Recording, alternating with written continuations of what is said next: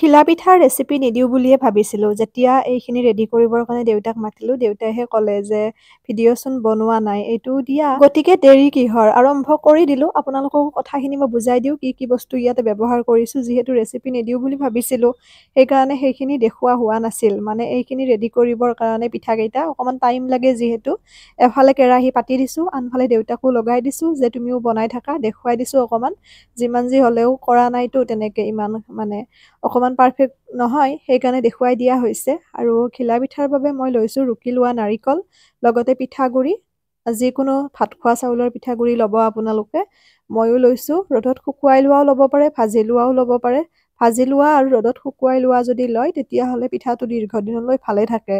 আৰু তেতিয়া গুড়িটো ভাজি লোৱাৰ কোনো কথা নাই। যদিহে শুকুৱাই লোৱা গুড়ি নহয় বা আগতে ভাজি লোৱা গুড়ি নহয়, তেতিয়াহ'লে চাউলৰ গুড়িটো ভাজি ল'ব অকণমান। ভাজি লৈ পেলাই তাত আপোনালোকে নাৰিকল দিব। নাৰিকল যদি কোনোবাই নিদিওঁ বুলি ভাবে নিদিবও পাৰে। মই দিছোঁ, নাৰিকল দিছোঁ আৰু চাউলৰ গুড়ি ধৰি লওক আপোনালোকে যিমান পৰিমাণৰ বনায়। মই ইয়াতে 10 কাপ লৈছিলোঁ, অকণমান সৰহকৈ বনাইছোঁ। 10 কাপ পিঠাগুড়ি লৈছোঁ। ভাজি লোৱা পিঠাগুড়ি 10 কাপ লৈছোঁ। নাৰিকলৰ ৰুকা মানে নাৰিকলটো ৰুকি লোৱা নাৰিকল মই 3 কাপ লৈছোঁ। লগতে গুড় ব্যৱহাৰ কৰিছোঁ। গুড়টো আপোনালোকে যিমান পৰিমাণৰ মিঠা খায় সেই অনুপাতে ল'ব। আৰু লগতে ইয়াতে মই অকণমান নিমখ ব্যৱহাৰ কৰিছোঁ। আৰু লগতে ইয়াতে মই অকণমান বেকিং পাউডাৰ দিছোঁ। এচামুচ বেকিং পাউডাৰ দিছোঁ, নিদিলেও কথা নাই, অপচনেল হয়। তাৰপিছত খুব সুন্দৰকৈ গোটেইখিনি মই আটা মৰাৰ নিচিনাকৈ মাৰি লৈছোঁ। ৰাতিয়ে মাৰিছোঁ তাৰমানে। মাৰি পেলাই থৈ দিছোঁ ফ্ৰিজত মই। তাৰপিছত নেক্সট দিনাখনে এই পিঠাটো মই বনাবলৈ লৈছোঁ। সেইকাৰণে মই আৰু বেলেগকৈ মাৰি লোৱা নাই, যিহেতু ৰাতিয়ে মই খুব সুন্দৰকৈ মাৰি মেলি থৈ দিছিলোঁ। তাৰপিছত এনেকৈ আমি পিঠা আকৃতিৰ বনাইছোঁ। আপোনালোকে যি আকৃতিৰ বনায়, মই এনেকুৱাকৈ দিছোঁ পেৰাৰ নিচিনাকৈ। খাবলৈ খুব সোৱাদ লগা হয় আৰু বহুত দিনলৈ ভালে থাকে, এমাহ পৰ্যন্ত ভালে থাকে। কেৰাহীত মই ৰিফাইন তেল দিছোঁ। তেলখিনি গৰম হোৱালৈ অপেক্ষা কৰিছোঁ আৰু গৰম হোৱাৰ পিছতে মই পিঠাখিনি এনেদৰে দি পেলাই যিমানখিনি ধৰে সেই অনুপাতে দি গোটেইখিনি ভাজি লৈছোঁ।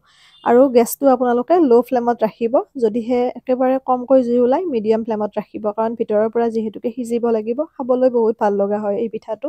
প্ৰায়ে বনাই থকা হয়, বিহু বুলি নহয়। সেয়া আপোনালোকৰ লগত মই ৰেচিপিটো শ্বেয়াৰ কৰিলোঁ। আশা কৰোঁ বুজি পাইছে আৰু বহুতে জানেও। খালি আপোনালোকে পিঠাগুড়িটো ভাজি ল'ব, তেতিয়া পিঠাটো বহুত দিনলৈ ভালে থাকে। আৰু নাৰিকলটো কৈছোঁৱে, যদি দিয়ে দিব, যদি কাৰোবাৰ নাই নিদিলেও কথা নাই। আৰু গুড় দিছোঁ, গুড়ৰ ঠাইত চেনিও ব্যৱহাৰ কৰিব পাৰে। ভোগালী বিহুৰ অযুত শুভেচ্ছা জ্ঞাপন কৰিছোঁ সকলোলৈকে। ইমান মৰম দিছে গোটেইবোৰ ভিডিঅ'তে পিঠা বনাৰ, আগৰ পৰা যিহেতুকে দি আছোঁ। এবাৰ আমাৰ পিঠা খোৱা হ'লে আকৌ আমি বনাই আছোঁ, কাৰণ ভিডিঅ'ৰ বাবে মই আগতে বনাব লগা হৈছিল অলপ অলপকৈ। ভাল লাগে আপোনালোকে যেতিয়া এটা পজিটিভ মন্তব্য দিয়ে, খুব ভাল লাগে। সাহস পাওঁ, অনুপ্ৰেৰণা পাওঁ নতুন নতুন ভিডিঅ' বনাবৰ বাবে। আৰু আপোনালোক সকলো ভালে থাকক, সেয়াই সদায় কামনা কৰোঁ। ভগৱানে সকলোকে ভালে ৰাখক। ঠিক তেনেদৰে ভোগালী বিহুটো সকলোৰে আনন্দ উল্লাহেৰে পাৰ হওক। এয়া দেউতাকো লগাই দিছোঁ, দেখিছেনে? তেওঁ প্ৰথমতে অকণ ডাঙৰ কৰিছিল, পিছত আকৌ দেখুৱাই দিলোঁ।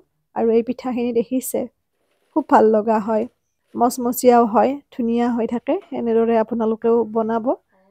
দেখিছেনে? তাৰপিছত বনাই দিছে তেওঁ। এইবোৰো স্মৃতি হৈ থাকিব দিয়কচোন, ভাল লাগে। আচলতে পিঠা পনানো কি, এই বিহুৰ সময়ত যে লগে ভাগে ঢেঁকী দিয়া, গুড়া সান্দহ খুন্দা, লগতে এনেকৈ মিলি জুলি পিঠা পনা বনোৱা, এই স্মৃতিবোৰে আমাক খুব সজীৱ কৰি ৰাখে। লগতে আমাৰ মৰমৰ এনাজৰীবোৰো খুব সুন্দৰকৈ গাঢ় হয়। মই তেনেকৈ ভাবোঁ। বিহু, পূজা, উৎসৱ এইবোৰ মানে হৈছে মিলা প্ৰীতিৰ এটা সমন্বয়ৰ স্থান, নহয়নে?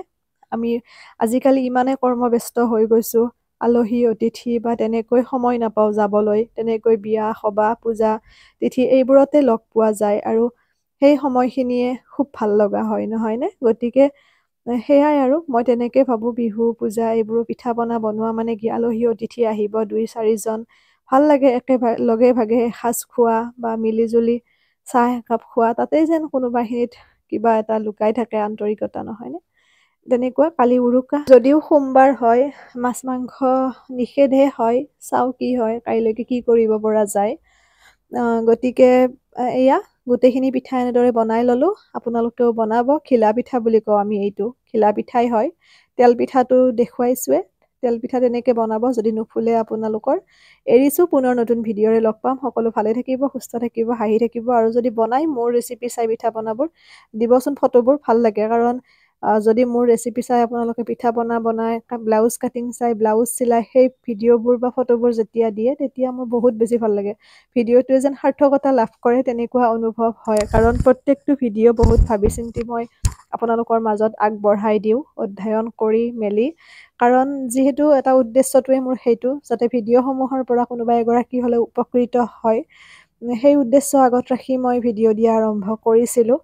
এৰিছোঁ। সকলো ভালে থাকিব, সুস্থ থাকিব। ভোগালী বিহুৰ শুভেচ্ছা জনাইছোঁ পুনৰবাৰ সকলোলৈকে ডিম্পী ডায়েৰী পেজ তথা ইউটিউব চেনেলৰ তৰফৰ পৰা। যদিহে কাটিং চিলাইৰ ভিডিঅ' চাব বিচাৰে মোৰ ইউটিউব চেনেলটো ছাবস্ক্ৰাইব কৰিব। ডিম্পী ডায়েৰী বুলি আছোঁ পেজৰ নামেৰে, পেজৰ ডিপিখনে আছে।